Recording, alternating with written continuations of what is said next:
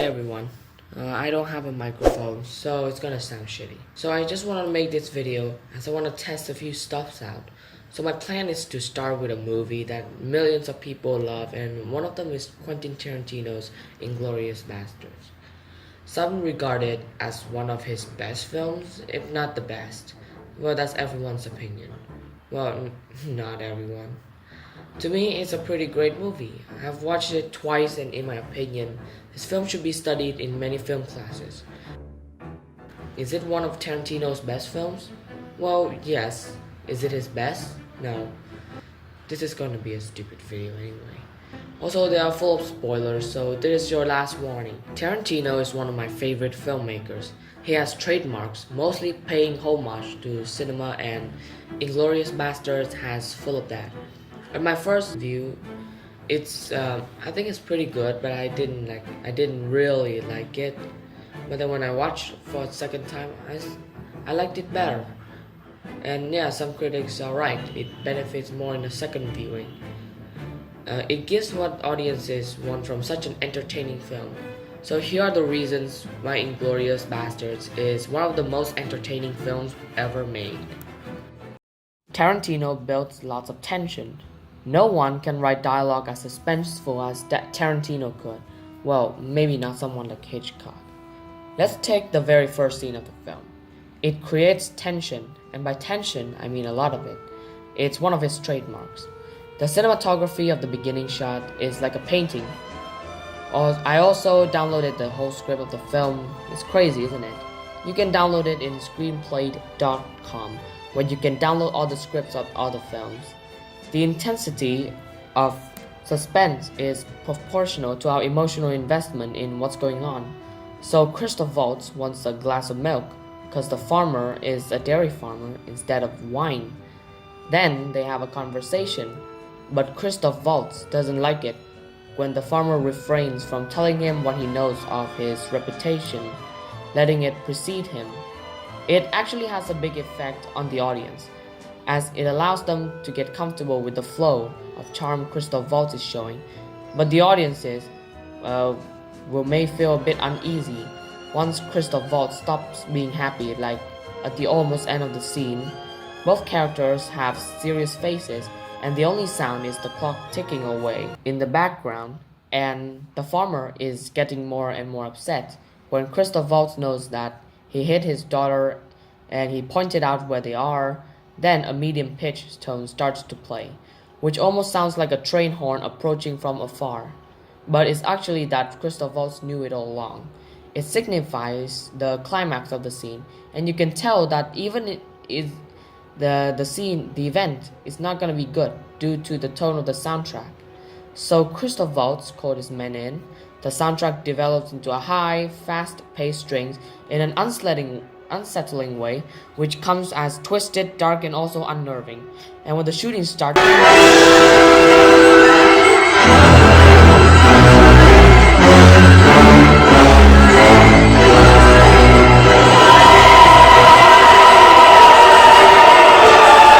are fast cuts between different shots. This is like I'm breaking down the first scene, which I'm really not. It has a great villain. Colonel Hans Landa is the character with the best dialogues in my opinion. And without Christoph Waltz's performance, the character would suck because this Hans Landa is intelligent, opportunistic, arrogant, ruthless, and relentless, but can also be circumspect, polite, and even charming. He's also one of the best movie villains in cinema, and he does interrogation and play mind games, a form of intimidation with the French farmer. He acts like the farmer has the power, but it's him who has the most power. Egotistical and ambitious, he takes a great deal of pride in his reputation, making his nickname the Jew Hunter. And when the tide of the war turns against the Nazis, he scoffs at it, alluding that his job to capture people and the fact that the Jews is no consequence to him. He used a methodical approach in his search for hidden Jews, and without his fluency of 3 languages, which are English, French, and Italian, he wouldn't be this great of a villain. Even though he told the farmer that his knowledge of French wasn't excellent, he may have said it in an effort to conceal his suspicion of the farmer, hiding the Jews from them if they happened to be within the hearing distance, showing the excellent calculations and lateral thinking. And yeah, I also like him saying, Ooh, that's a bingo. Is that the way you say it? That's a bingo. You just say bingo. Bingo! How fun! he appears to be an opportunistic sociopath. He uses a very methodical and Homersian approach in his search for hidden Jews, suggesting that either something has changed his perspective during his time gap, or he simply stated to do with Aldo's trust. He also wisely switched sides, deliberately capturing Brad Pitt and Ultivich, if I don't know who that is, instead of executing them, as he was aware of the tide of the war was against the Germans, and knowing that he would be trialed and executed for his crimes, so he'd be caught. This role cannot be portrayed any better. Quentin Tarantino himself said that the character is almost unplayable on screen, but yet somehow he got the one who was required and very much deserved for the script. The character signifies every definition of evil and is made with the purpose of unsettling the audience, and that Oscar is well deserved though. And this is your welcoming embrace, and there's no way I can ever thank you enough. But I can start right now. Thank you. Lots of violence and gun shooting. Yeah, it's a reason. See how Wiedersehen to your Nazi boss.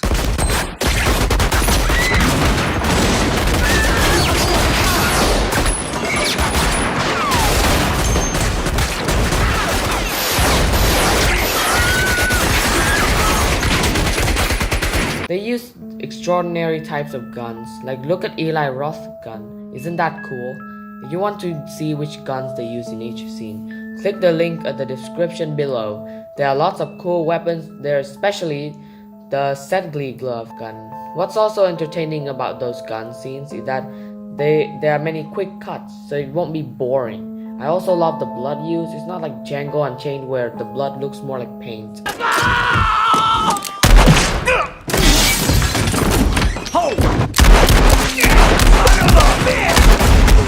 It's not based on true events. If a movie is based on true events, it means you're not free. You have to follow the events, you have to do a lot of research, and you have to capture the real events, like capture how it really happens. Well, this film is not based on World War II, which is a really great thing. Tarantino always feels free when he makes his movies. Let's go. Why? Because we love making movies! It has interesting protagonists. As I said, I love the characters in the films, especially the antagonist, who is Hans Landa. Now, let's talk about the good guys. Let's start with Brad Pitt's character. Aldo Rain is a violent, brutal, and apathetically cruel, intelligent, and patriotic individual who has no qualms about committing mass murder and openly motivates Nazis with a gleeful grin and consistent conviction. He is also straightforward, fearless, and charming for some times. Aldo Rain's steady leadership is at the heart of all the Basterds' successes. He cares deeply for his men, but is a soldier first and foremost. Although he exhibits kindness and decency to all non-Nazis, his hatred for the Germans is intense and sadistic, and he takes special pleasure in carving swastikas into the foreheads of living Nazis so they can never deny their connection to the Third Reich. He clears something in his very first scene, that he is not gonna teach the mass-murdering, Jew-hating maniacs a lesson of humanity. He needs his 8 soldiers to enter the enemy territory as a bushwhacking guerrilla army and slay every son of a bitch wearing a Nazi uniform, and he means every word of it. He goes on killing every Nazi soldier who comes in his way, and the ones he leaves are obliged by a little something they can't take off, which is, they slice the head, the peeling of their brain. So, I'm gonna give you something you can't take off. He is the ruthless hero who talks in the same language as the Nazis do, and who is not afraid to sacrifice his or his soldier's life in order to achieve his aim of the mission. I think this just might be my masterpiece.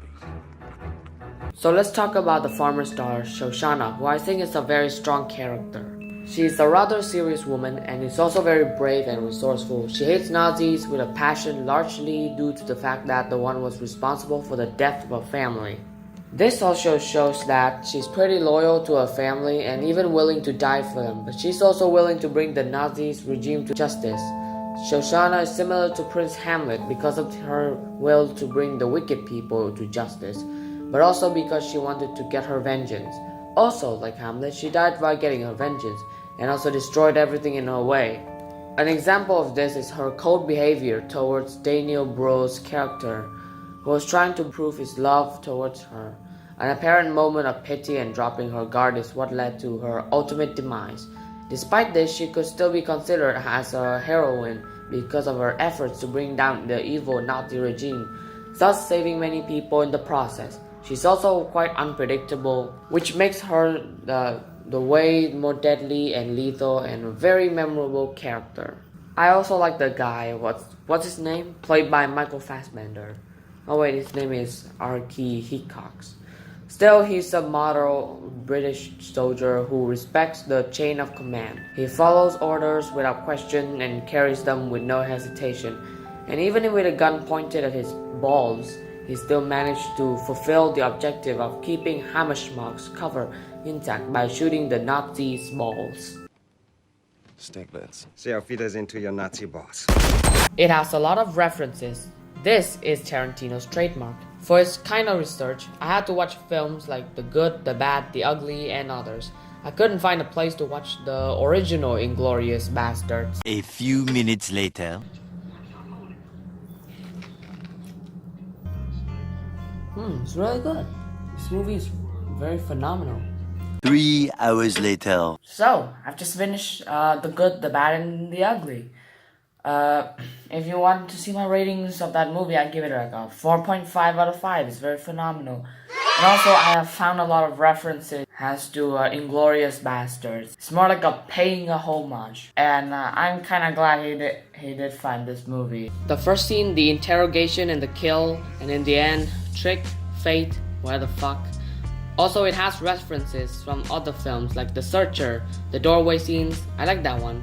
There are more, but people made videos about this, so you all can check them on YouTube. I'm gonna move to the next reason. Good music. I'm just gonna talk about this in short. It's composed by Ennio Morricone, who is over 90 years old right now. He's one of the most influential composers, which he won for The Hateful Eight.